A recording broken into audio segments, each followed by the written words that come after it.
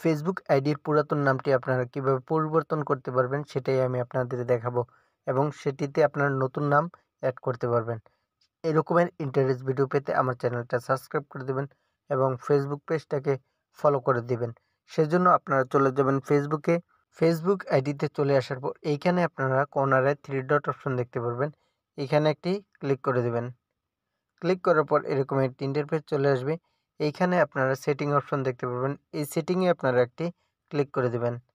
Click করার পর এরকম একটি ইন্টারফেস চলে আসবে। এইখানে আপনারা লেখা দেখতে পারবেন পার্সোনাল ডিটেলস। এইখানে যে পার্সোনাল ডিটেলস দেখতে পাচ্ছেন এইখানে একটি ক্লিক করে দিবেন। ক্লিক করার পর এরকম একটি ইন্টারফেস চলে আসবে। এইখানে আপনারা দেখতে পারবেন প্রোফাইল। এই প্রোফাইল লেখাতে আপনারা একটি ক্লিক করে দেবেন। ক্লিক করার পর এরকম একটি ইন্টারফেস চলে আসবে। এইখানে আপনারা প্রোফাইল যে নামটি রয়েছে এই নামটি কিন্তু এখানে শো করবে। এইখানে আপনারা যে লেখাটি দেখতে পাচ্ছেন প্রোফাইলটি এখানে একটি ক্লিক করে দেবেন। এইখানে আপনারা নেম লেখা রয়েছে এই নেমেতে একটি ক্লিক করে দেবেন। ক্লিক করার পর এখানে আপনার যে পুরাতন নামটি সেটা কিন্তু এখানে চলে আসবে। ফার্স্ট নেম এখানে রয়েছে, এখানে আপনারা ফার্স্ট নেমটা দিয়ে দিবেন এবং আপনারা যদি চান মিডল নেম ব্যবহার করতে তাহলে মিডল নেমটা দিয়ে দিবেন, আর যদি চান লাস্ট নেম ব্যবহার করতে সেটা দিয়ে দিবেন। কিন্তু দুটি নামের আপনার হচ্ছে যদি চান যে যেরকম হতে পারে জরা পাতা এরকমের নিচে মিডল নামটা আপনারা না দিলেও চলবে। তো এখানে আমি আমার নামটা দিয়ে দিচ্ছি।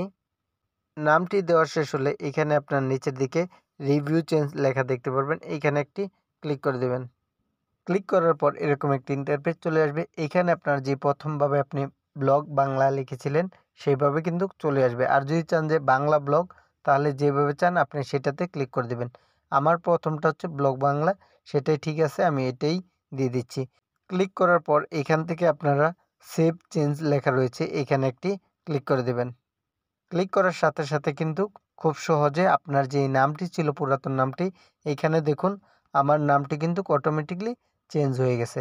এভাবে চাইলে আপনি খুব সহজে আপনার যে ফেসবুক আইডির পুরাতন নামটি সেটি চেঞ্জ করে নিতে পারেন।